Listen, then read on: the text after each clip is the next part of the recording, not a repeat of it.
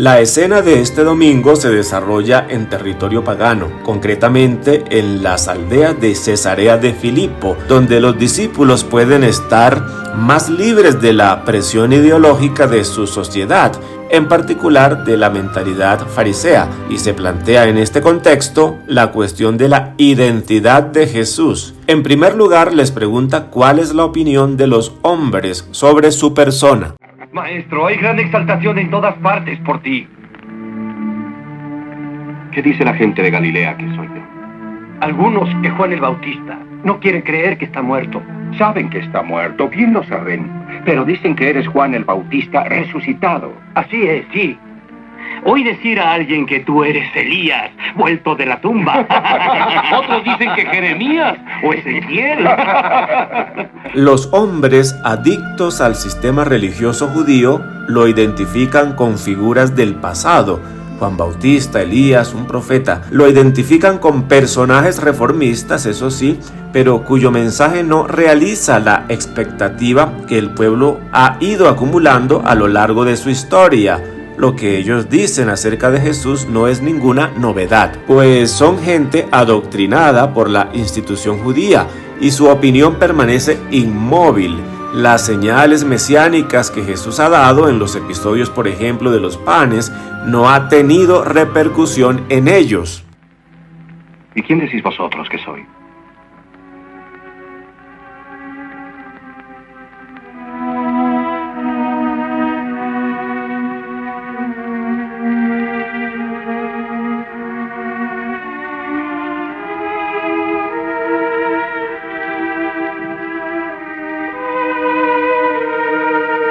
Yo digo que eres el Mesías.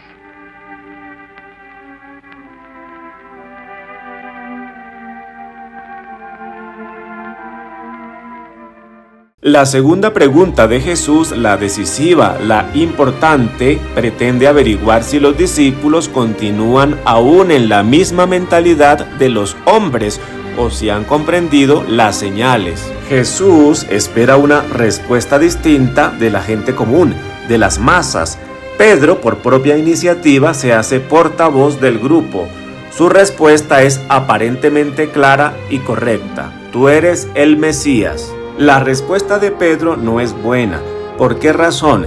Porque para Pedro Jesús es el Mesías, pero el Mesías cultural, es decir, el Mesías que todos esperaban desde antiguo, el Mesías nacionalista, poderoso, victorioso, guerrero, el que iba a llegar a ser rey de Jerusalén e iba a someter a los pueblos paganos con su fuerza.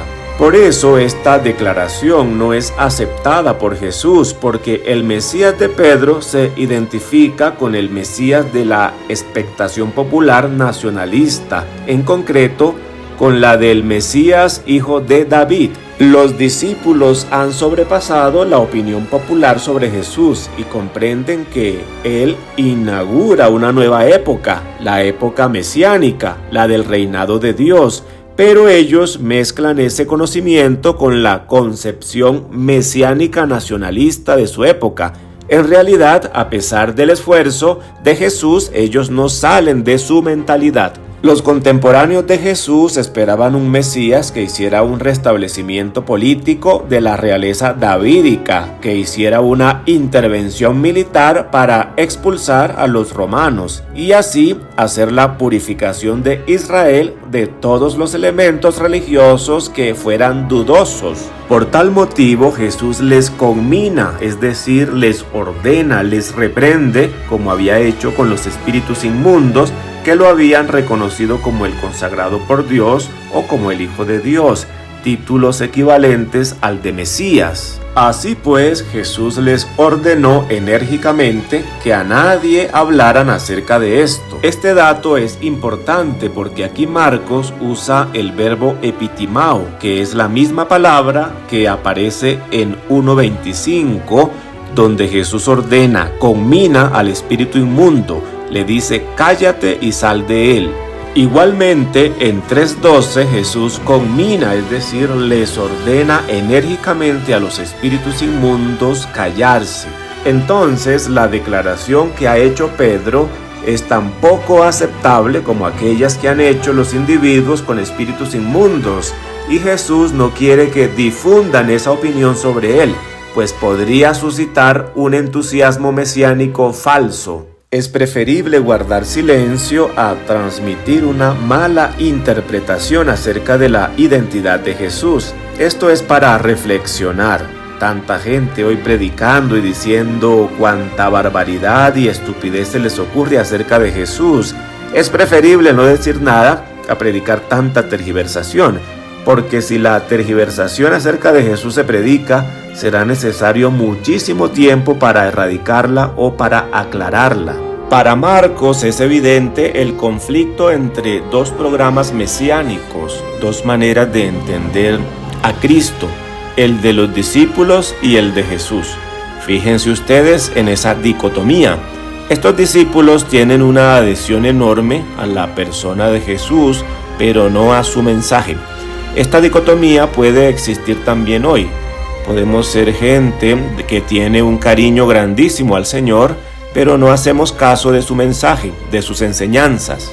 Jesús empezó a enseñarles que el Hijo del Hombre tenía que padecer mucho, siendo rechazado por los senadores, los sumos sacerdotes y los letrados, y sufriendo la muerte, y que a los 3 días resucitaría. En Jerusalén el Hijo del Hombre será rechazado por los jefes y sacerdotes del templo. Será condenado. Le escarnecerán y le matarán.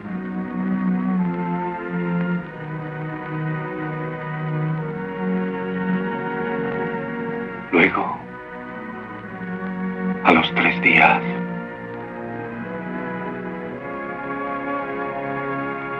resucitará.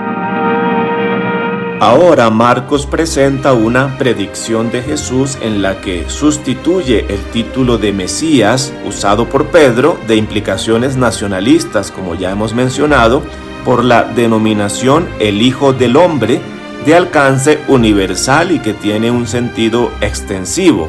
Es decir, lo que se diga del Hijo del Hombre afecta primariamente a Jesús, el prototipo, el modelo de hombre, pero también a los discípulos que siguen su camino. Siendo enseñanza, no se trata de dar mera información, sino de comunicar un saber que el discípulo debe aplicar a su propia vida y conducta.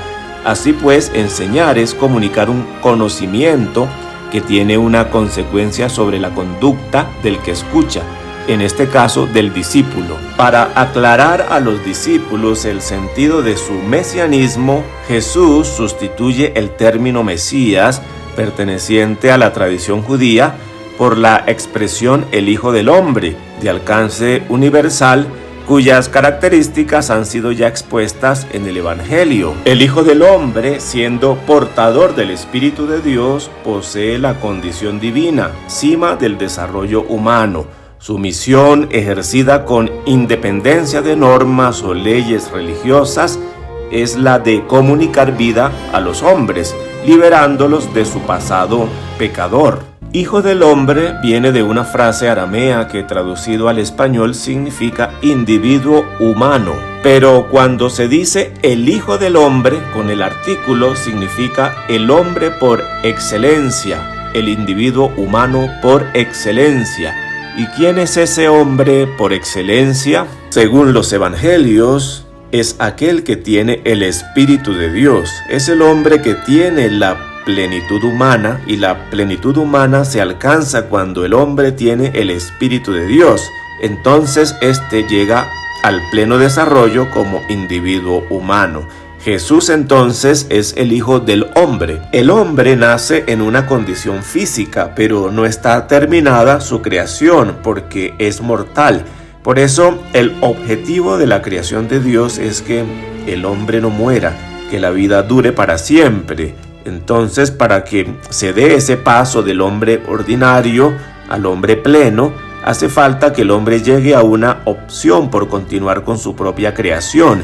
Y la opción es la opción por el amor y la vida, como lo hizo Jesús. Jesús hizo ese compromiso en su bautismo, el compromiso del amor total a la humanidad, dispuesto incluso a dar la vida si llega a hacer falta. y ante eso Dios no puede contenerse, por eso le da la totalidad de su espíritu, que significa la plena comunicación de Dios a Jesús. Jesús y el Padre entonces son una cosa. El Hijo es igual al Padre. Entonces Jesús es el que ha llegado a la plenitud de lo humano, porque tiene la plenitud del Espíritu de Dios. Pero como Jesús comunica su Espíritu a los hombres, nosotros también estamos incluidos en la denominación el Hijo del Hombre. De manera que el Hijo del Hombre es Jesús y todos los que han hecho la opción por el amor y la vida, y por tanto reciben de él el Espíritu. Y aunque estos discípulos no hayan llegado todavía a la plenitud humana, están en el camino de la plenificación. Por eso les enseña, porque al decir el Hijo del Hombre se señala primero a él mismo, pero también los implica a ellos y nos implica a todos sus seguidores. Por tanto, la denominación el Hijo del Hombre, aunque designa primordialmente a Jesús, que es el prototipo de hombre, el modelo de ser humano, se aplica por extensión a los que de él reciben el Espíritu y siguen su camino. En consecuencia, lo que se afirma de Jesús afecta en su medida y proporción a todos sus seguidores. Ahora bien, el destino del Hijo del Hombre, portador del Espíritu que constituye su ser, expone su actividad, que tiene dos fases. Primero, padecer. Segundo, morir y resucitar. Su actividad en favor de los hombres, en particular de los más oprimidos por el sistema religioso judío, suscita inevitablemente la hostilidad de los círculos de poder de ese sistema, que se oponen al desarrollo humano. Por eso ha de padecer mucho, frase que comprende desde el rechazo inicial por parte de las autoridades hasta su acto final, la muerte. Marco nos informa que son las tres categorías que componen el Sanedrín judío, quienes lo rechazarán hasta hacerlo matar. Se trata de los grupos que integraban el Gran Sanedrín, es decir, el consejo o asamblea de 71 miembros que gobernaba al pueblo judío. Estaba formado por representantes de la aristocracia laica.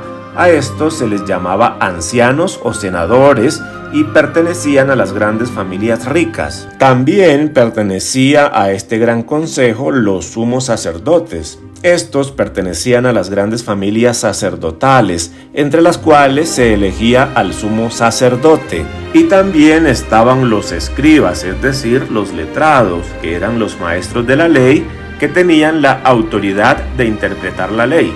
Normalmente estos escribas eran de tendencia farisea. Este sistema de poder considera intolerable la actividad del Hijo del Hombre. Por eso ellos lo van a rechazar, porque éste actúa con el Espíritu de Dios. El sistema de poder establecido ha integrado en sí mismo la injusticia social. Por tanto, no tolera al Hijo del Hombre que lleva el Espíritu de Dios, y esto lo hace plenísimamente libre, y además lo lleva a promover con su actividad el desarrollo de las personas, poniéndose de parte de los humillados, de los marginados, de los despreciados, de los pobres, para hacer que esa gente que no ha tenido ninguna oportunidad y que sufre tanto salga de su situación. Esta actividad, lógicamente, no la tolera la sociedad injusta.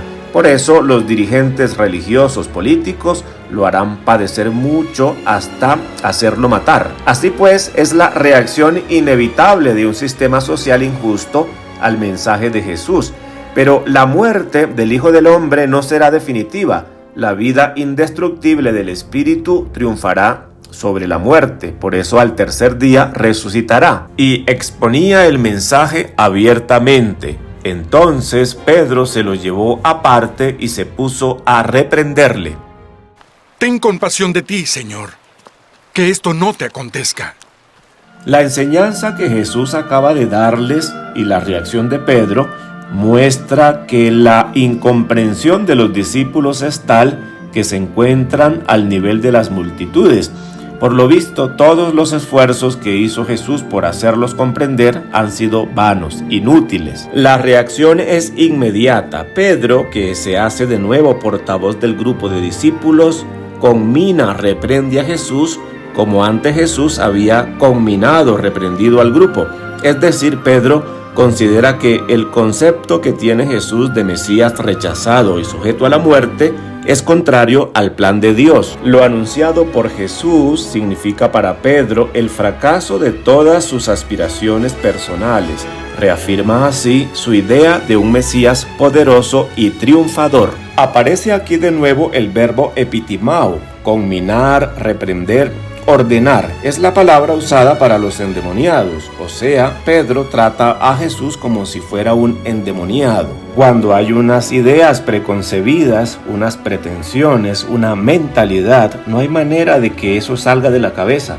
Pedro está convencido de que el Mesías debe ser poderoso. ¿Cuántos creyentes hoy en día igualmente convencidos de unas creencias, de unas ideas acerca de Jesús que no tienen nada que ver con Jesús? Y lo peor es que las defienden a capa y espada.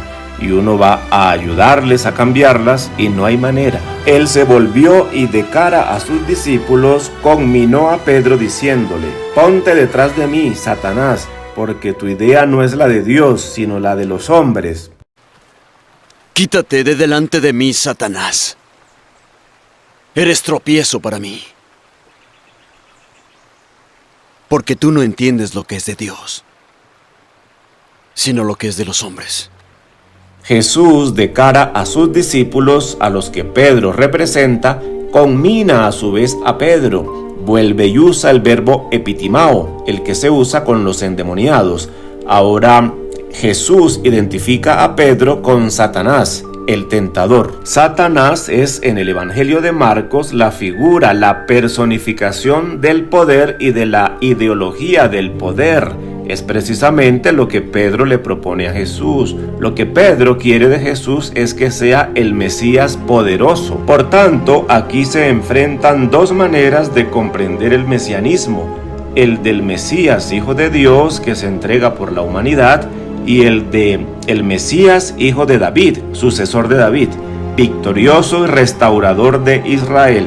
Así pues, de nuevo se presenta a Jesús la tentación del poder dominador, esta vez por parte de sus propios discípulos. Jesús pone en su sitio a Pedro: «Ponte detrás de mí», porque el seguidor Pedro pretendía ser seguido por Jesús, y porque Jesús no acepta esa propuesta, ya que el poder en los evangelios significa dominio basado en el temor, es decir, yo hago que los demás me teman. El poder es lo opuesto al amor, porque el poder, al basarse en el temor, impide el crecimiento, el desarrollo de la persona. En cambio, el amor hace florecer la vida. Por eso, donde haya poder, que significa dominio basado en el temor, ahí no puede estar el espíritu, ni puede haber evangelio. El que acepta, ejerce y ambiciona la ideología del poder, ese no tiene nada que ver con Dios, al menos con el Dios de Jesucristo, porque precisamente Jesús lo que propone es el amor, salvar a través del amor manifestado en el servicio, que es lo opuesto al poder. El poder, en cambio, es no dar la vida por los demás, sino quitar la vida, usar la vida de otros para el propio beneficio. Lo que sigue ahora le sirve a Jesús para vencer la resistencia de los discípulos a su enseñanza sobre el destino del Hijo del Hombre. Expone Jesús a todos sus seguidores las implicaciones o condiciones del seguimiento. Ante el fracaso de su enseñanza al grupo de discípulos, Jesús quiere ahora dejar claro a todos sus seguidores cuáles son las condiciones que exige el seguimiento. A continuación les hace ver la radicalidad de estas exigencias. Si alguno quiere venir en pos de mí, niéguese a sí mismo y tome su cruz y sígame. Porque todo el que quiera salvar su vida la perderá. Todo el que pierda su vida por causa de mí la hallará. Jesús enuncia claramente las condiciones para el seguimiento. Son las condiciones que ponen al hombre, al ser humano, en el camino de su planificación y le permiten construir una sociedad nueva. Entender bien estas dos condiciones es importantísimo porque se trata de nuestra condición de cristianos. Si queremos ser discípulos de Jesús, tenemos que cumplir también nosotros con estas dos condiciones. La primera condición, renegar de sí mismo, significa renunciar a toda ambición de poder, dominio y gloria humana. El verbo negar o renegar se usaba sobre todo con la religión y la patria. Por ejemplo, se decía, una persona renegó de su religión o renegó de su patria. Significa que todo lo que esa persona consideraba sacrosanto, indiscutible, fundamental, importante, ya no significa nada para ella. De manera que negarse o renegar de sí mismo en los evangelios significa que todos esos intereses que para una persona son vitales, ya no lo son. Los evangelios nos informan que Jesús indica cuáles son esos tres valores vitales para el hombre y que el hombre debe superar. Son el poder, el dinero y el honor. Al pedir Jesús a sus discípulos negar o renegar de sí mismos, está diciendo que deben dejar esos intereses que ellos consideran vitales, importantes.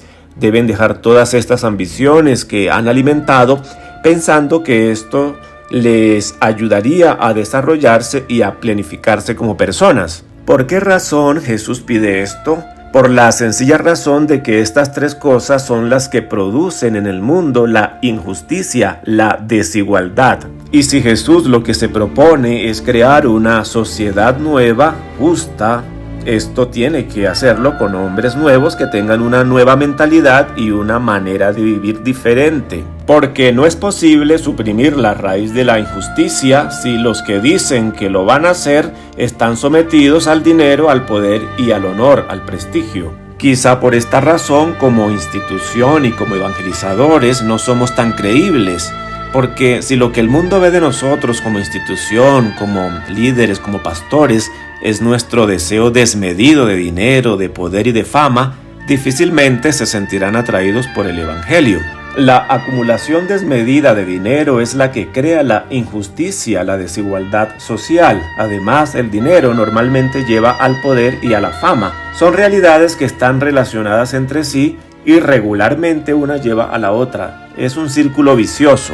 El dinero hace a los demás dependientes del que lo tiene y esto da poder al que lo tiene, además de prestigio, de tal manera que se genera la desigualdad entre las personas. Por eso el que quiere seguir a Jesús tiene que cortar de raíz en sí mismo esas ambiciones, porque quiere ser un hombre nuevo para crear una sociedad nueva que no sea injusta. Esta sociedad nueva era lo que Jesús llamaba el reino de Dios. La segunda condición, cargar con su cruz, significa aceptar hasta las últimas consecuencias, como Jesús, la hostilidad de la sociedad injusta. Hay que aclarar que la cruz, históricamente hablando y basados en los evangelios, no tiene nada que ver con los sufrimientos que se nos presentan en la vida. No tiene nada que ver con las enfermedades, ni con los problemas, ni con las situaciones negativas, ni con los defectos personales. Esta es una interpretación teológica que se introdujo muy temprano en la iglesia y que pervive hasta el día de hoy. En la actualidad se predica mucho, son reflexiones piadosas con las que se invita a los fieles a soportar los sufrimientos y todo tipo de tribulaciones por el Señor. Y se nos invita, cuando tenemos un problema, ver eso como una cruz que tenemos que abrazar y que el Señor me pide que yo tengo que abrazarla. Bueno, todas esas cosas. Eso no tiene nada que ver con la cruz de la que se nos habla en los evangelios. La cruz era un suplicio que la sociedad imponía por una sentencia judicial y se le aplicaba a aquellos individuos que iban en contra o amenazaban el orden establecido de esa sociedad. Entonces, lo que Jesús está diciendo al pedir a sus discípulos cargar con su cruz es: mis discípulos no pueden estar en sintonía con la sociedad injusta. Tienen que aceptar que la sociedad les será hostil. Jesús les dice a sus discípulos: si ustedes dan el primer paso de renunciar a esas ambiciones que ya mencionamos, están ya negando los fundamentos de esa sociedad que se basa precisamente en la ambición de dinero, de poder y de prestigio. Y al negar ustedes estos fundamentos, la sociedad los va a mirar con malos ojos y les declarará una cierta hostilidad que puede llegar incluso hasta la muerte. Por tanto, la cruz sería el extremo de esa hostilidad. Así pues, el que acepta esta propuesta de Jesús de renegar de sí mismo y asumir la cruz, en consecuencia no se sentirá cómodo en una sociedad injusta o en esos círculos injustos de la sociedad, y por qué no dentro de la misma iglesia. Entonces, esa sociedad injusta los mirará con malos ojos, porque su manera de ser, su manera de actuar va en contra de los principios injustos de esa sociedad. Por tanto, dicha sociedad los va a señalar, los va a difamar, los rotulará, los va a excluir o les hará la vida molesta. De manera que Jesús les está diciendo, si no están dispuestos a seguir estas dos condiciones, mejor no vengan conmigo, no se hagan mis discípulos. Estas condiciones, sin embargo, se oponen radicalmente a los ideales de los discípulos que aspiran al dinero, al poder y a la gloria. La inmensa mayoría de los cristianos siguen en la postura de Pedro. La esencia del mensaje de Jesús sigue sin ser aceptada. Igual que Pedro y los discípulos que tenían una comprensión equivocada del mesianismo de Jesús, hoy muchos, miles, millones de cristianos tienen una comprensión errónea de Cristo.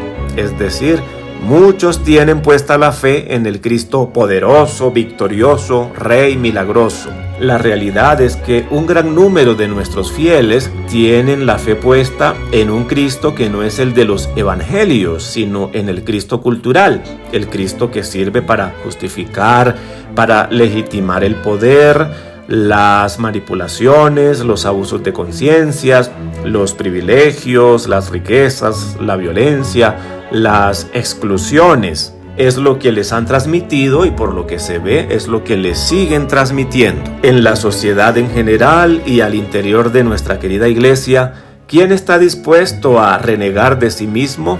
¿No se percibe más bien el deseo desmedido de dinero, poder y prestigio? ¿Cuántos enraizados, instalados en el poder, y esto les genera dinero y a la vez prestigio? ¿Quién va a optar por renegar de sí mismo si eso implica dejar esas tres ambiciones? Hemos cambiado el significado original de la cruz, ese de la aceptación de las consecuencias del seguimiento de Jesús, el de padecer persecución por causa de la justicia, el de ser incómodos para la sociedad injusta. Lo hemos cambiado por uno más piadoso, el que identifica la cruz con el sufrimiento. ¿Será porque este significado no nos compromete con la búsqueda de la justicia y de una sociedad nueva?